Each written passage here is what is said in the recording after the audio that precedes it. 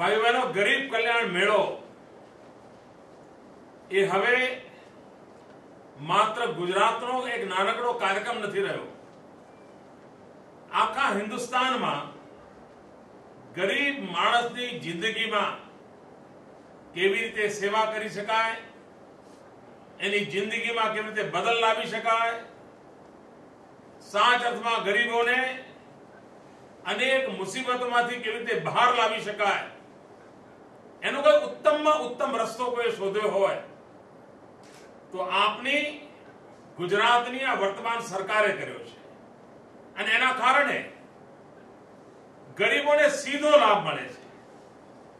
ગયા 3 વર્ષથી આપણે ગરીબ કલ્યાણ મેળાની એક પરંપરા ઉભી કરી છે અને લગભગ 700 જેટલા ગરીબ કલ્યાણ મેળા કરીને આ રાજ્યના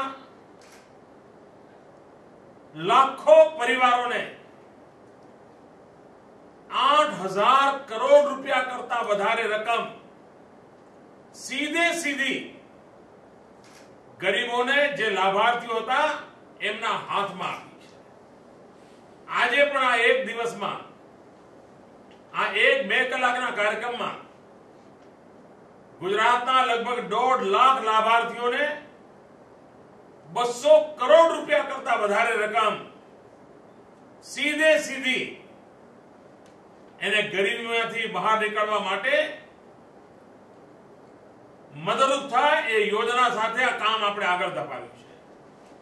એક જમાનો હતો સરકાર યોજનાઓ જાહેર કરે, બજેટમાં રકમ ફાળવવામાં આવે, મુખ્યમંત્રી છાપામાં લોકોને મળીને પત્રકાર પરિષદ કરીને વાહવાહી લૂંટે અને ગરીબ માનવી એક નવી આશા લઈને કંઈક વસ્તુ મળશે એમ જાય. અનુભવ એવો કે બિચારાના ચપ્પલ ઘસાઈ જાય, એને કયા સાહેબને ત્યાં શું મળવાનું છે એનું ટેબલ સુદ્ધા જડે નહીં, અને ત્યાં ઝોલા છાપ વચેટિયાઓ આવી જાય. કોઈ વિધવા બહેનને પેન્શન લેવાનું હતું એમ કે બેન હું તમને પેન્શન અપાવીશ પણ 500 રૂપિયામાંથી દર મહિને 100 રૂપિયા તમારે મને આપવાના. કોઈ વિકલાંગને મદદ મળવાની હોય એની પાસે પહોંચી જાય. અને આ પ્રકારની કટકી કંપનીઓ ચાલતી હતી, વચેટિયાઓ ચાલતા હતા, દલાલો ચાલતા હતા. આ ગરીબ કલ્યાણ મેળાને કારણે આપણે વચેટિયાઓને નાબૂદ કરવામાં સફળ થયા છીએ, કટકી કંપનીને નાબૂદ કરવામાં સફળ થયા છે, દલાલોનો દેશ નિકાલ કરવામાં આપણે સફળ થયા છીએ. અને એના કારણે ગરીબને આજે હોશિયાળી જિંદગી જીવી નથી પડતી. ભાઈઓ બહેનો, આ વર્ષ સ્વામી વિવેકાનંદજીની 150મી જયંતિ ઉજવવાનો અવસર છે. અને સ્વામી વિવેકાનંદે દરિદ્ર નારાયણની સેવાની વાત કરી હતી. એમણે કહ્યું હતું, અરે દરિદ્ર નારાયણની સેવા કરો એ ઈશ્વરની સેવા બરાબર છે. એમ અમારે મન આ ગરીબોની સેવા એ ઈશ્વરની સેવા બરાબર છે. અને આજે જ્યારે મારી આખી સરકાર ગરીબોના કલ્યાણને માટે સેવા ભાવનાથી મેદાનમાં ઉતરી છે, ત્યારે અમારા મનમાં અમે જેમ ઈશ્વરની સેવા કરતા હોઈએ એવો ભાવ અમારા ભીતર પ્રગટે છે.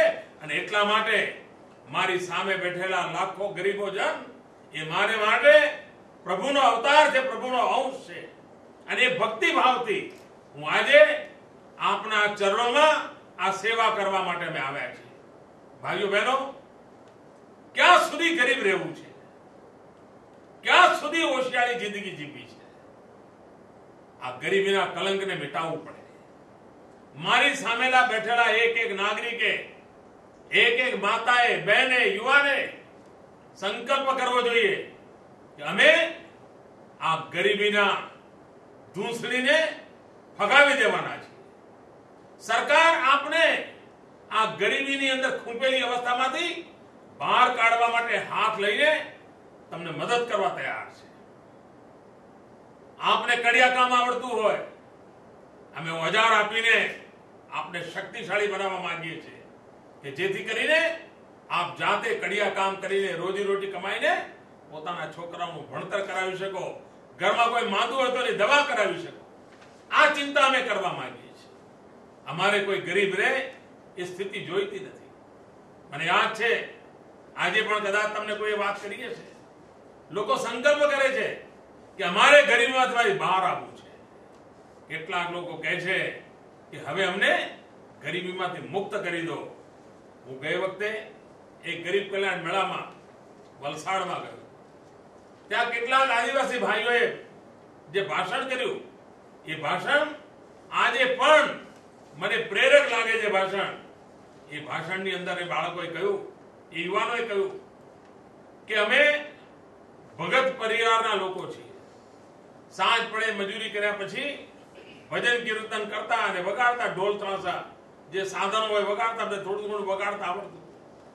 પણ સરકારની ગરીબ કલ્યાણ મેળાની યોજનામાં અમને જુદા જુદા સંગીતના વાદ્યો ખરીદવા માટે લોન મળી અને અમે ધીરે ધીરે વાજા વગાડવા વાળી એક નાનકડી કંપની તૈયાર કરી. ગામના 15-20 છોકરાઓ વાજા વગાડવાનું શીખ્યા.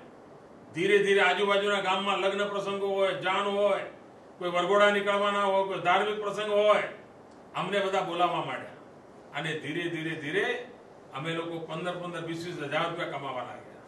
સરકારની આ મદદ મળી, એના કારણે અમે ગરીબીમાંથી બહાર આવી ગયા. હવે અમને ગરીબીમાં રહેવું નથી. નાનકડી વાત છે, સહેજ મદદ મળે કેટલું મોટું પરિવર્તન આવતું હોય છે. આપ કલ્પના કરી શકો છો. આ રાજ્ય એવું છે કે જેણે ગરીબીની રેખા નીચે જીવનારા 0 થી 16 સુધીના જેટલા કુટુંબો છે અને જે સરકાર પાસેથી જમીન મેળવવાના હકપાત્ર છે. હિન્દુસ્તાનમાં ગુજરાત એક જ રાજ્ય એવું છે કે જેણે 0 થી 16 સુધીના બધા જ ગરીબોને આપવા પાત્ર જમીનના પ્લોટ આપવાનું કામ પૂરું કરી દીધું. એટલું જ નહીં, 1000 કરોડ રૂપિયા કરતા વધારે માતબર રકમ આપીને એમના મકાનો બનાવવાનું કામ પૂરભેગથી આગળ વધાર્યું અને ગુજરાતનો 0 થી 16 ની વચ્ચે રહેનારો કોઈ ગરીબ ગળવિહોણો ન હોય એનું અભિયાન સફળતાપૂર્વક પાર પાડ્યું છે. આ વખતે એક ડગલું આગળ વધ્યા છે. જે લોકો ગરીબીની રેખામાં 17 થી 20 ના ક્રમમાં આવે છે એવા લોકોને પણ અમારે ઘર આપવું છે. અરબો ખરબો રૂપિયાનો બોજ છે, હજારો કરોડ રૂપિયાનું ભારણ છે, પણ મારો ગુજરાતનો ગરીબ એને જો રહેવા માટે ઘર હશે તો એનામાં જીવન જીવવા માટેની એક નવી તાલાવેલી જાગશે, એક નવો ઉમંગ જાગશે. ઘર હશે તો છોકરાઓને ભણાવવાની ઈચ્છા જાગશે. ઘર હશે તો રાત રચીલું વસાવવા માટે બચત કરવાની ટેવ પડશે. આખી જિંદગી બદલાઈ જશે. અને તેથી આ સરકારે 17 થી 20 માં આવતા લાખો કુટુંબોને હજારો કરોડ રૂપિયાના બજેટ સાથે ઘર આપવા માટેનું પણ એક અભિયાન આ ગરીબ કલ્યાણ મેળા સાથે જોડ્યું છે. અમારી વિધવા બહેનો, એમને સીવવાના સંચા મળવાના છે. પહેલી વાર આ રાજ્ય સરકાર વિદેશથી ખાસ આયાત કરેલ તદ્દન નવા પ્રકારના સંચા આપવાની છે. પહેલા તો સંચા એવા હતા કે જેમાં બહુ બહુ તો તમે સિલાઈ કરી શકતા હતા. હવે સંચા એવા મળે છે કે જેના કારણે તમે આધુનિકમાં આધુનિક જેટલા પણ પ્રકારના કામો, ચાહે એમ્બ્રોઇડરીનું હોય, ચાહે ગાજ બટનનું હોય, ચાહે એની પર કોઈ નાનું મોટું ભરત કામ કરવાનું હોય, એક જ સંચાથી બધા કામ કરી શકો એવા સંચા આપવા માટેનું બજેટ થોડું વધારે ખર્ચાય તો પણ કરવાનું મેં નક્કી કર્યું છે. અને બહેનો, વિધવા બહેનોને આ સંચો ચલાવતા આવડે, એ સંચાનો બધો ઉપયોગ કરતા શીખે, એના માટે સરકારી ખર્ચે સ્પેશિયલ ટ્રેનિંગ આપવાની પણ વ્યવસ્થા કરી છે. આપ મને કહો, એક સંચો કોઈ વિધવા બહેનને હોશિયારી જિંદગીમાંથી બહાર કાઢી શકે કે નહીં? કાઢી શકે. અને આ સામે ચાલીને સરકાર આપના ઘર સુધી પહોંચાડે છે. આજે દીકરીઓને સાયકલ આપવાનો કાર્યક્રમ છે. આ દીકરીઓ શાળાએ જાય, ભણે, સાયકલ એના માટે પ્રોત્સાહન પણ બને, સાયકલ એના માટે સુવિધા પણ બને. મારે ગરીબની દીકરીઓને ભણાવી છે અને એકવાર ગરીબની દીકરી ભણે ને તો 2 પેઢી તારવાનું કામ કરવાની છે. અને આજે મારે આનંદ સાથે કહેવું છે કે ગુજરાતની અંદર આપ સૌએ મને જે મદદ કરી, આપ સૌ ગરીબોએ મારી વાતને ઝીલી લીધી અને આપે આપના દીકરા દીકરીઓને નિશાળને મોકલવા માટેની મારી વાતને માની લીધી, એના કારણે આજે ગુજરાત માથું ઊંચું કરીને ઊભું છે. ગુજરાતમાં નિશાળે જવાની ઉંમરના ગરીબમાં ગરીબના બાળકો પણ નિશાળે જવા માંડ્યા છે. ભાઈઓ બહેનો, ગરીબી સામે લડવું હશે, ગરીબીને પરાસ્ત કરવી હશે, ગરીબી સામે વિજેતા થવું હશે, તો ઉત્તમમાં ઉત્તમ કોઈ દવા હોય તે શિક્ષણ છે. જો તમારા કુટુંબની અંદર શિક્ષણ પ્રવેશ્યું તો આપ વિશ્વાસ કરજો કે ગરીબી ઊભી પૂછડીએ ભાગવાની છે. જેમ ઘરની અંદર ઘોર અંધકાર હોય, તે અંધકાર દૂર કરવા માટે સાવરણી લઈને કચરો વારવાથી અંધકાર દૂર ન થાય. ધાબળો લઈને એની આમ તેમ પછાડ્યા કરીએ તો કોઈ દિવસ અંધકાર દૂર ન થાય, પણ એક નાનકડો દીવો સળગાવીએ તો અંધકાર આપોઆપ દૂર થઈ જાય. એમ શિક્ષણ એક એવી બાબત છે જે કુટુંબની અંદર ગરીબીને ભગાડવા માટે મોટા મોટું સાધન છે. ગરીબનું બાળક ભણે એ આ સરકારની પ્રાથમિકતા છે. આપનું બાળક ન ભણતું હોય તો આપ ચિંતા કરીને ભણાવજો. આપના બાળકને ભણવા માટે જે કંઈ કરવું પડે, જેટલું કરવું પડે, જ્યારે કરવું પડે, જ્યાં કરવું પડે, મારી સરકાર રાત દિવસ આપની સેવામાં હાજર છે. હું આપને નિમંત્રણ આપું છું કે આ ગરીબી સામેની લડાઈ લડવા માટે આ શિક્ષણના હથિયારને આપ હાથમાં લો, અને આ શિક્ષણનું હથિયાર હાથમાં લઈને ગરીબી સામેનો જંગ, એના માટેની આપ તૈયારી કરો. એના માટે હું નિમંત્રણ આપું છું. અમે બાળકોને હોસ્ટેલમાં રહેતા હોય તો એને પૈસા આપતા હતા, એની અંદર મોટો વધારો કર્યો છે. પહેલા ગરીબના બાળક માટે 600 રૂપિયા આપતા હતા, હવે 1000 રૂપિયા કરી દીધા છે. ઠેર ઠેર હોસ્ટેલો બનાવવાનું અભિયાન ચલાવ્યું છે. મારે ગરીબના બાળકોને ભણાવવા છે, એમને યુનિફોર્મ આપવો છે, એમને સાયકલ આપવી છે, એમને પુસ્તકો આપવા છે, એમને સારા શિક્ષકો આપવા છે. એની જિંદગીમાં હોશિયારી જિંદગી જીવવી ન પડે એની ચિંતા કરવી છે. વડીલો, માતાઓ, બહેનો, તમે અહીંયા બેઠા છો, આપના બાપ દાદાએ જો આપને ભણાયા હોત તો આજે આપણે આ સ્થિતિમાં જીવવી ન પડી હોત. અહીંયા બેઠેલો કોઈ મા બાપ એવા નહીં હોય કે જે પોતે જેવી જિંદગી જીવ્યા છે એવી એમના બાળકોને જીવવા માટે મજબૂર કરવા માંગતા હોય, એવું કોઈ નહીં હોય. આપ સૌ ઈચ્છતા હશો કે તમારે ભલે આવી જિંદગી જીવવી પડી, પણ તમારા બાળકોને આવી જિંદગી જીવવી ન પડે. આપના મનમાં જે સપનું છે ને, એ આપનું સપનું, એ મારું સપનું છે. આપનું સપનું પૂરું કરવું એના માટેની મેં એક સંકલ્પ સાથે જવાબદારી લીધી છે. આવો, તમે મને સાથ આપો, સહકાર આપો, અને આપણે ગરીબીને ભગાવી દઈએ. આ ગરીબ કલ્યાણ મેળા તમને ગરીબ રાખવા માટે નથી. આ ગરીબ કલ્યાણ મેળા સરકાર પાસે વધુ મેળવવાની લાલચ જગાવે એના માટે નથી. આ ગરીબ કલ્યાણ મેળા ગરીબીમાંથી બહાર નીકળવા માટેનો એક મોટું જાહેર યુદ્ધ છે. અને આ યુદ્ધના તમે સૈનિક છો, તમે એના સેનાપતિ છો, અને ગરીબીમાં સામેથી બહાર આવવું છે એના માટેની આ લડાઈ છે. ભાઈઓ બહેનો, આ સરકારે એક યોજના કરી છે. દરેક ગામના અતિ ગરીબ જે લોકો હોય, 5 કુટુંબ પસંદ કરવા છે, અને શ્રમયોગી યોજના દ્વારા એમને ફળાવ ઝાડ આપીએ, એમને નાની મોટી મજૂરી મળે તેમાં પ્રાથમિકતા આપીએ, આરોગ્યની કોઈ કામ કરવાનું તેને પ્રાથમિકતા આપીએ, અને દર વર્ષે એક એક ગામમાંથી સૌથી ગરીબ, કંગાલ, નિરાધાર એવા 5 કુટુંબો, એને આપણે ગરીબીની રેખામાંથી બહાર લાવી શકીએ. આ શ્રમયોગી યોજના દ્વારા આપણે કરવા માંગીએ છીએ. અને મારે ગામો ગામ લોકોને ગરીબીમાંથી બહાર લાવવા છે. હમણાં મેં સરપંચોનું સંમેલન કર્યું અને મેં એક પ્રસંગ કર્યો. મને એકવાર ખેડા જિલ્લાની બહેનો મળવા આવી હતી. ગામ આખાની બધી બહેનો, ગામ લોકોએ નક્કી કર્યું હતું કે અમારે કોઈ પુરુષને પંચાયતમાં મોકલવા જ નથી, બધી બહેનોને જ મોકલવા છે. પુરુષોને મોકલી શકાતા, પુરુષોનો હક હતો, પણ ગામે નક્કી કર્યું અને ગામ આખાની જવાબદારી બહેનોને સોંપી. એ બહેનો મને મળવા આવી હતી 4-5 વર્ષ પહેલા. આવીને મને મળવા આવી, મને કે સાહેબ આખા ગામમાં હવે અમે બધી બહેનો જ વહીવટ કરીએ છીએ.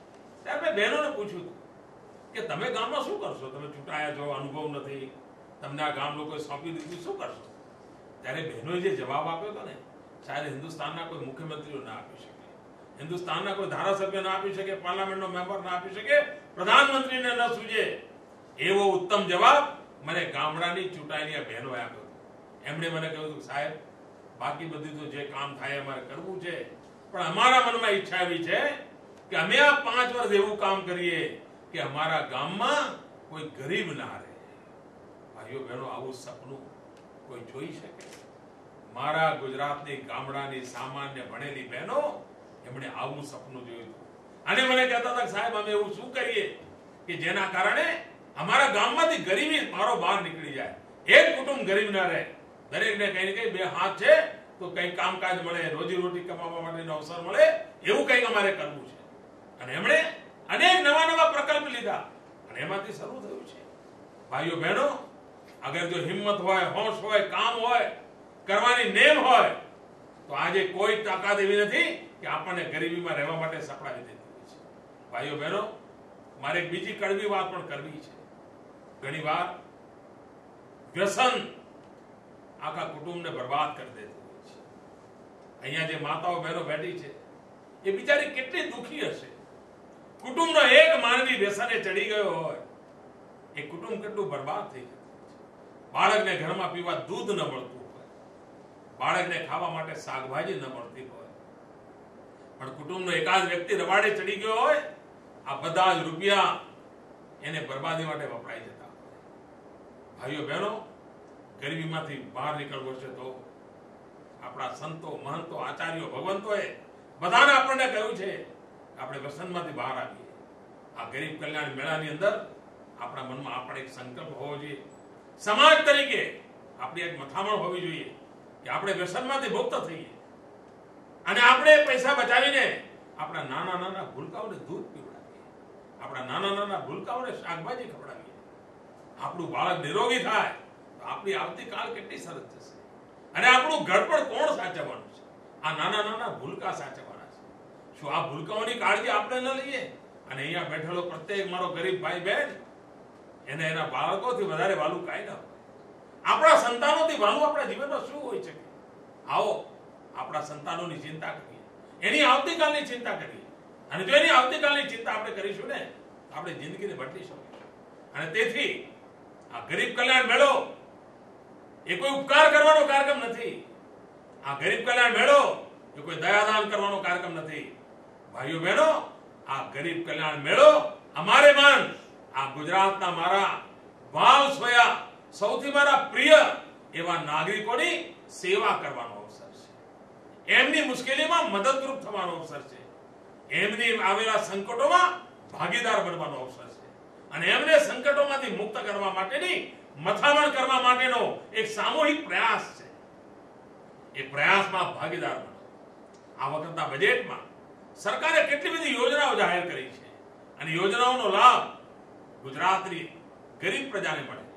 આપણે એક યોજના કરી હતી 5 વર્ષ પહેલા, વનબંધુ કલ્યાણ યોજના. મારા આદિવાસી ભાઈઓના કલ્યાણને માટે સામૂહિક રીતે એક સાથે બધી યોજનાઓ આવે.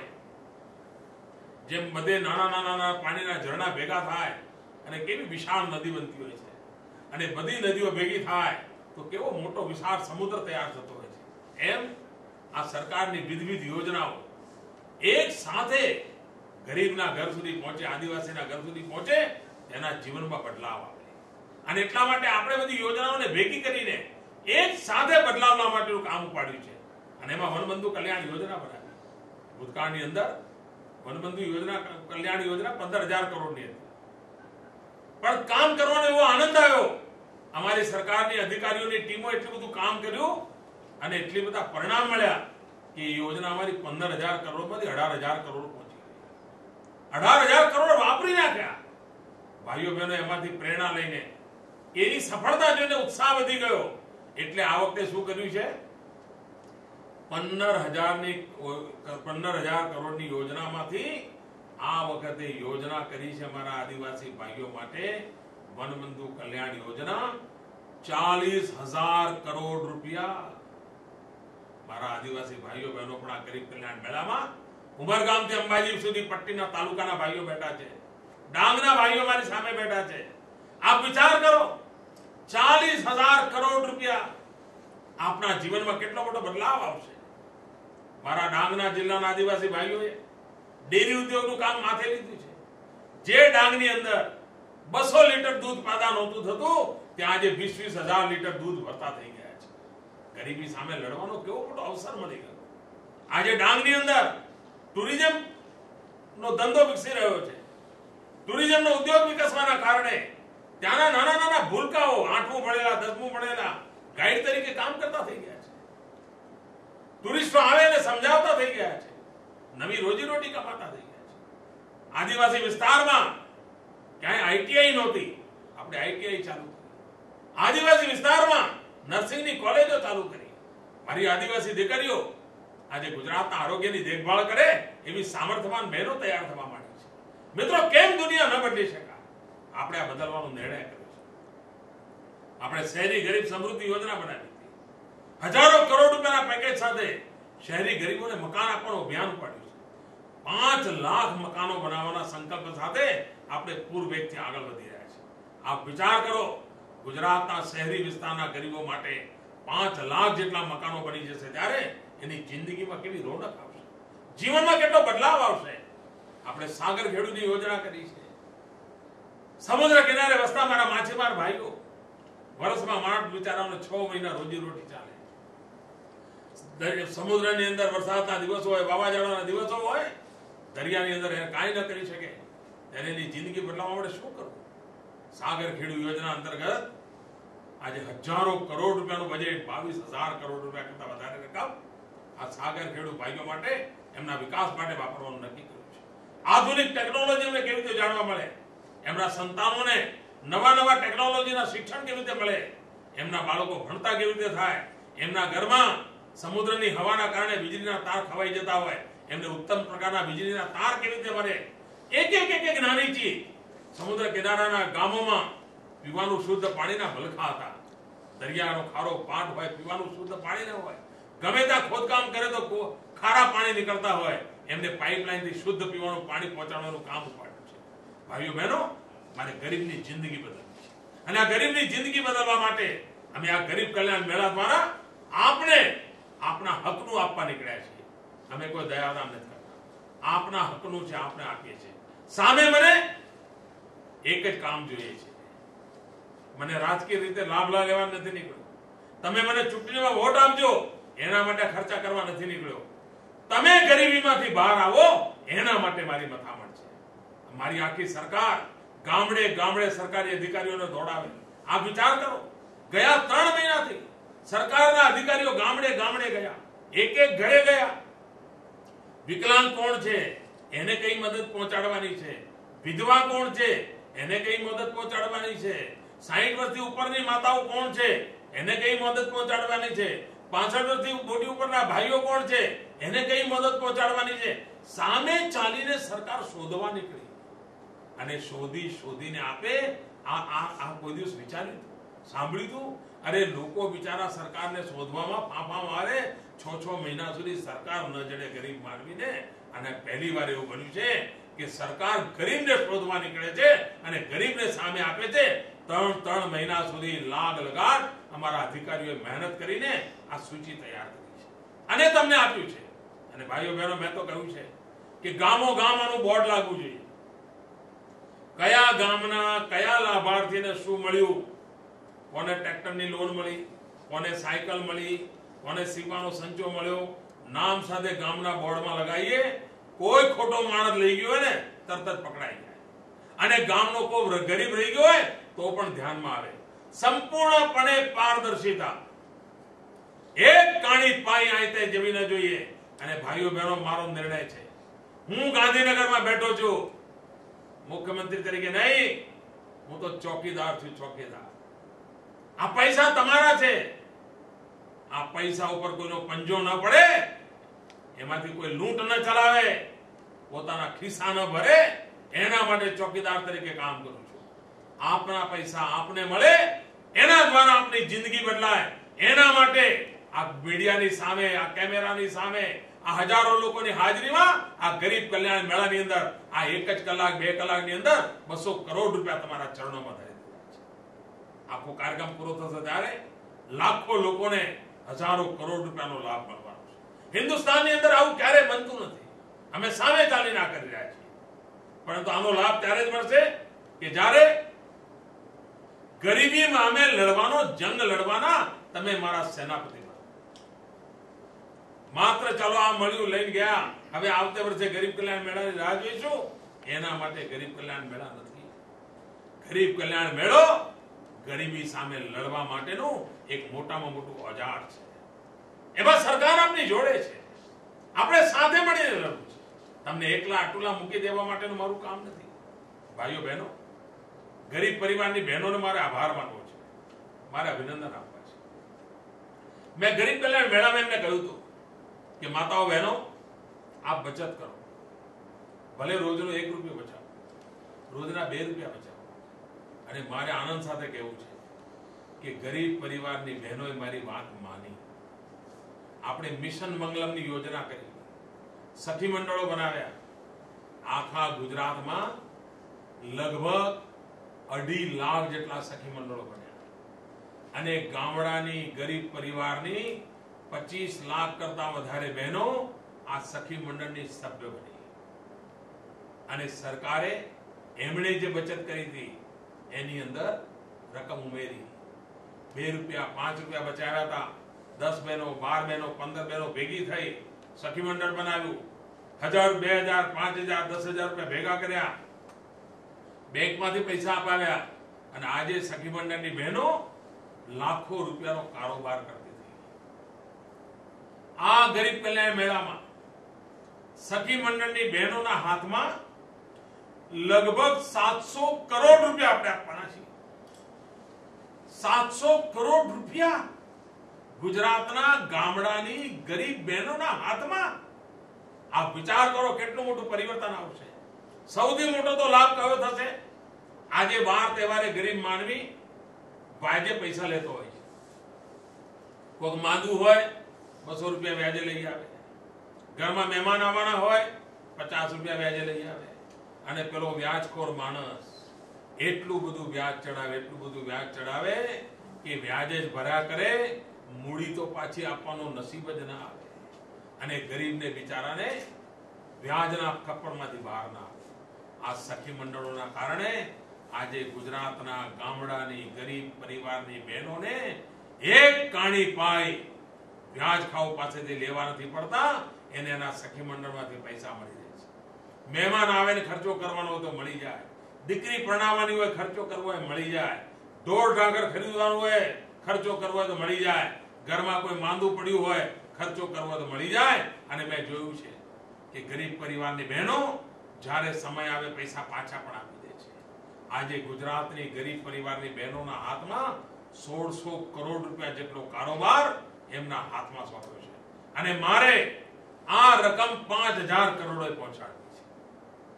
મારી સામે બેઠેલી આ ગરીબ બહેનોના હાથમાં 5000 કરોડ રૂપિયાની માતબર રકમ મૂકવી છે. જેમાંથી એને ભેંસ ખરીદવી હોય, ગાય ખરીદવી હોય, એને દીકરાઓ ભણાવવા માટે પૈસા આપવાના હોય, એને કોઈ સારો પ્રસંગ ઉજવવાનો હોય, એને સારા કપડા લાવવાના હોય, એને ક્યારે ઓશિયાળી જિંદગી ન જીવવી પડે, એમાંથી કમાતી થાય અને કુટુંબની અંદર મદદરૂપ થાય. મારે ગુજરાતની ગરીબ બહેનોને કામે લગાડવી છે. સેવાના ક્ષેત્રમાં આ સખી મંડળની બહેનો કામે લાગી છે. મંડળીઓ બનાવે છે, ક્યાંક જમણવાર હોય તો પીરસવા જાય છે, એમાં એમને પૈસા મળે છે, ઘર ચાલે છે. સરકારનું કોઈ કેન્ટીન હોય, સરકારી અફસરોનું, આ સખી મંડળની બહેનો ત્યાં કેન્ટીન ચલાવે છે. કેટલીક સખી મંડળની બહેનો ખાખરા બનાવે, વડી બનાવે, પાપડ બનાવે, વેચે છે. કેટલી સખી મંડળની બહેનો મરચા મસાલા બનાવે છે, સિઝનમાં વેચે છે, કમાણી કરે છે. નાની નાની પ્રવૃત્તિઓ, અગરબત્તી બનાવે, મીણબત્તી બનાવે, ભગવાનના દીવા કરવાના દીવા બનાવે, એવી નાની નાની પ્રવૃત્તિ કરો છે. એટલું બધું બજાર મળી રહ્યું છે કે જેના કારણે આજે ગરીબને ઓશિયાળી જિંદગી જીવી નથી પડતી. સરકાર તમને આ રૂપે એક પૂરક બનવા માંગે છે, મદદરૂપ થવા માંગે છે અને બધા જ પ્રકારના સંકટોમાંથી, ગરીબીમાંથી મુક્ત થવા માટેનું આ અભિયાન ઉપાડ્યું છે. ભાઈઓ બહેનો, આજે હું તમારો વધારે સમય લેતો નથી. હું ગરીબ કલ્યાણ મેળામાં વધુમાં વધુ જગ્યાએ પહોંચવાનો પ્રયત્ન કરવાનો છું, આપની સાથે સીધી વાત કરવાનો છું અને એક સંકલ્પ આપણે લેવો છે, ગમે તે થાય હવે ગરીબ નથી રહેવું.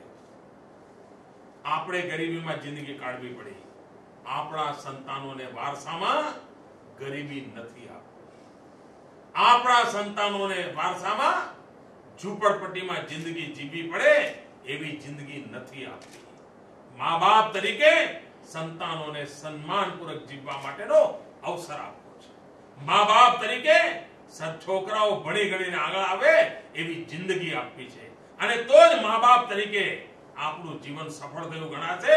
ભાઈઓ બહેનો, આ સંકલ્પ સાથે આજે આગળ વધવું છે. આજે મારા મંત્રીમંડળના સૌ સાથીઓ ત્યાં છે. હવે તમને બધાને સરકારની બધી વ્યવસ્થાનું વિતરણનું કામ ચાલુ થશે, અને પ્રત્યેક ગરીબને સામે ચાલીને આ વિતરણનું કામ અમે કરી રહ્યા છીએ, અને એના કારણે ગરીબોમાં એક વિશ્વાસ પેદા થયો છે.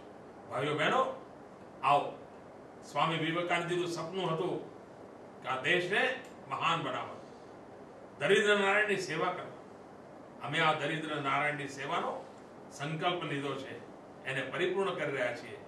મારી આપ સૌ ભાઈઓને અનેક અનેક શુભકામનાઓ છે. આપ ગરીબી સામેનો જંગ જીતશો એવો મને વિશ્વાસ છે, અને આ રાજ્ય સૌને ગરીબીમાંથી બહાર લાવવા માટે સફળતાપૂર્વક કામ કરશે એવા પૂરા ભરોસા સાથે આપ સૌને ખૂબ ખૂબ શુભકામનાઓ. જય જય ગરવી ગુજરાત.